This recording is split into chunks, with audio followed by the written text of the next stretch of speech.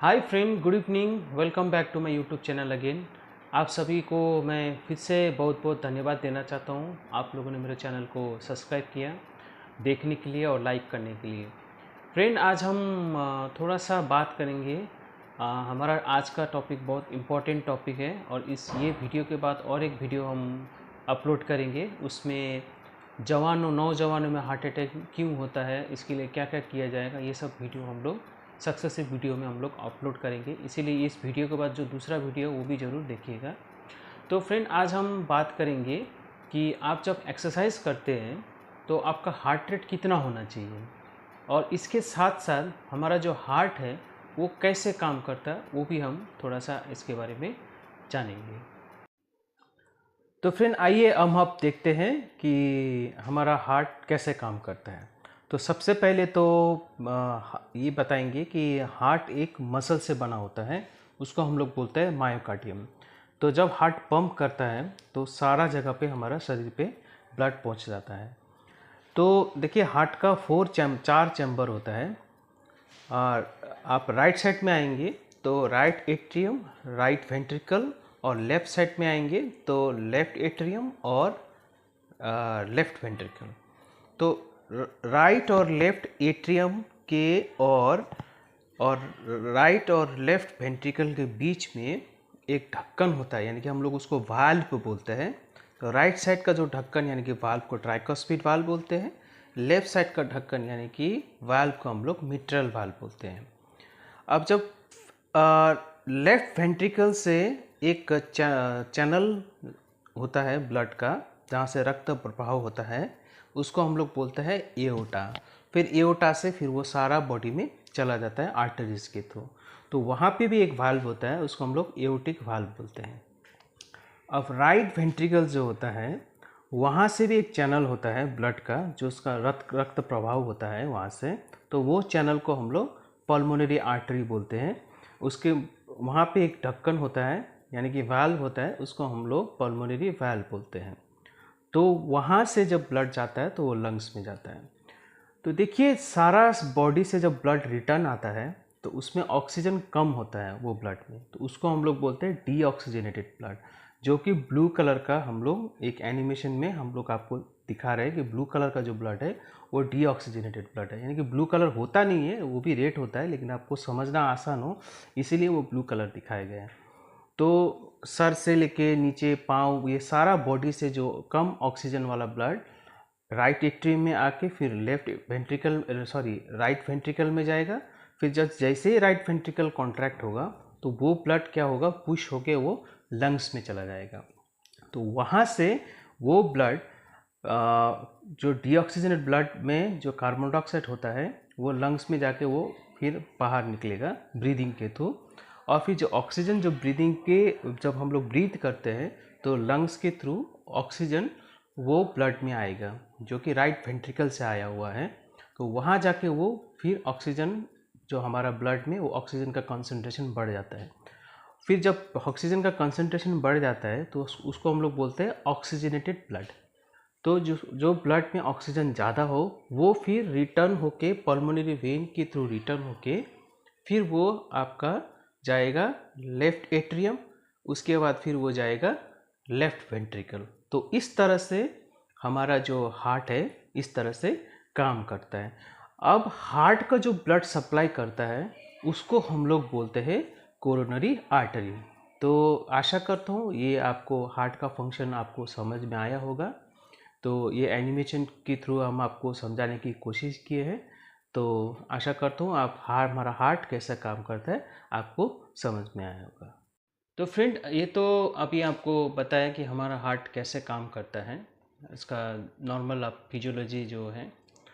अब बात करते हैं टारगेट हार्ट रेट, यानी कि जब आप एक्सरसाइज करते हैं तो आपका हार्ट रेट कितना बढ़ना चाहिए उम्र के हिसाब से।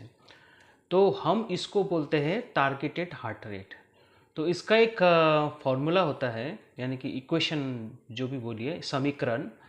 तो उसमें हम लोग क्या करते हैं कि 220 माइनस एज, जितना भी आपका उम्र हो, तो उसको हम जब करते हैं, यानी कि मान लीजिए आपका उम्र 50 साल हो तो 220 -50, तो जितना ये वैल्यू आता है करीब 170 के आसपास, तो ये हो गया हमारा टारगेटेड हार्ट रेट।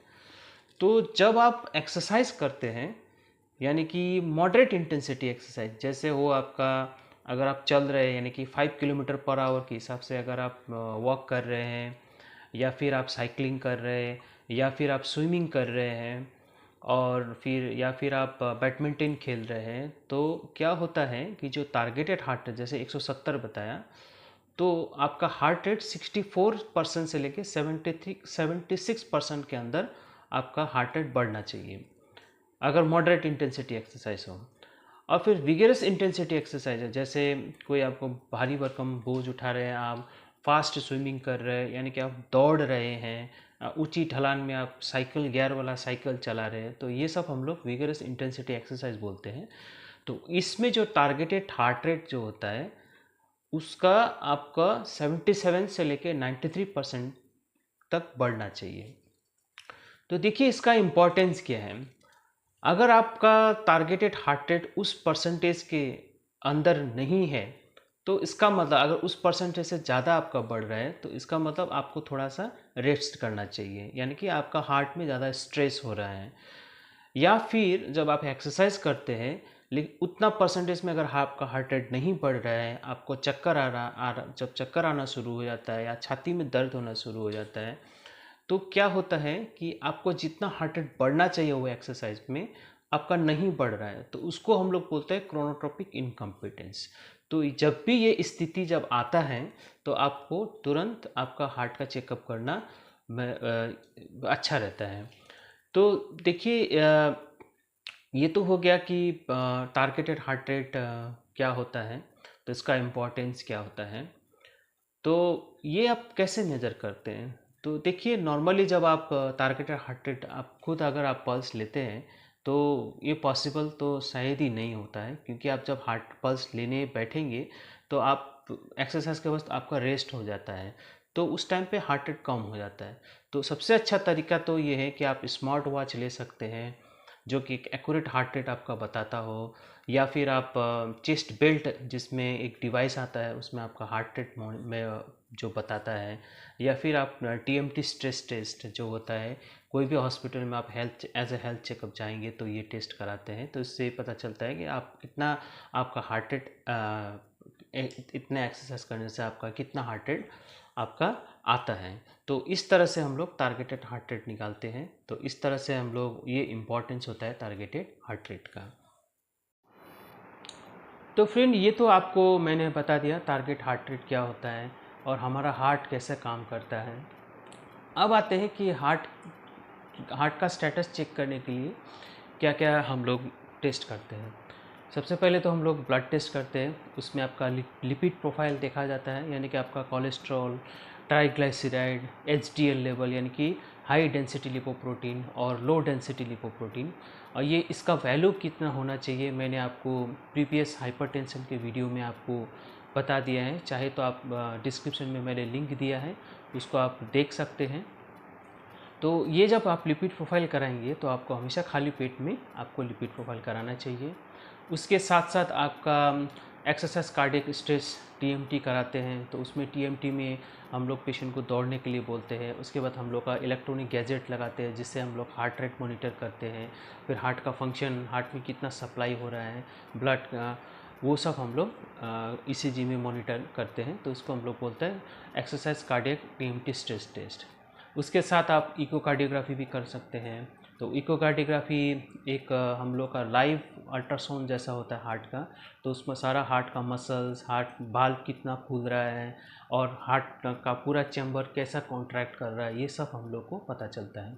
उसके बाद आप न्यूक्लियर स्ट्रेस टेस्ट भी बोलते हैं, तो उससे हम लोग को क्या पता चलता है कि हार्ट का जो पूरा मसल्स का चैम्बर है उसमें कितना ब्लड फ्लो हुआ है, कौन सा मसल का चैम्बर में कम ब्लड जा रहा है, कौन सा मसल का चैम्बर में ब्लॉकेज है जिसके वजह से खून का बहाव कम हो रहा है, ये सब हम लोग को पता चलता है। उसके साथ साथ हम लोग कार्डियक सीटी स्कैन एंजियो भी करते हैं, तो उससे ये एक एंजियोग्राफी जैसा ही होता है और इसका भी एक्यूरेसी बहुत अच्छा होता है और ये स्पेशली नॉन इन्वेसिव प्रोसीजर होता है और ये जो कोरोनरी एंजियोग्राफी के तुलना में इसमें खर्चा भी आपका कम आता है। और दूसरा बात है, हम लोग कैल्शियम स्कोरिंग भी करते हैं। उसमें हम लोग क्या देखते हैं कि आपका कैल्शियम डिपॉजिट जो होता है कोरोनरी आर्टरी में कितना है, उसको हम लोग को पता चलता है। तो ये इसमें हम लोग को कितना ब्लॉक है आपका कोरोनरी आर्टरी में, ये पता लगने में हम लोग को मदद करता है। उसके बाद हम लोग एंजियोग्राफी कर सकते हैं। तो एंजियोग्राफी में जो होता है, हार्ट का जो सप्लाई करता है जो ब्लड वेसल्स, उसको हम लोग कोरोनरी आर्टरी बोलते हैं।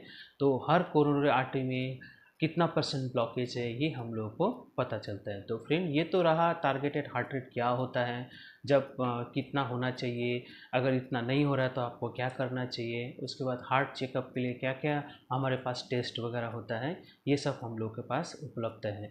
अब हम नेक्स्ट वीडियो में आपको जल्दी लेके आ रहे हैं, उसमें हम आपको बताएंगे कि नौजवान में मतलब यंग एज ग्रुप में हार्ट अटैक क्यों कॉमन हो रहा है अभी, तो हार्ट अटैक आने से क्या करना चाहिए, उसके बारे में हम लोग आपको एक नया वीडियो लेके आएंगे। तब तक के लिए आप लोग इसी तरह से वीडियो देखते रहिए, चैनल को सब्सक्राइब करते रहिए, लाइक करते रहिए। फिर मिलेंगे, तब तक के लिए थैंक यू वेरी मच।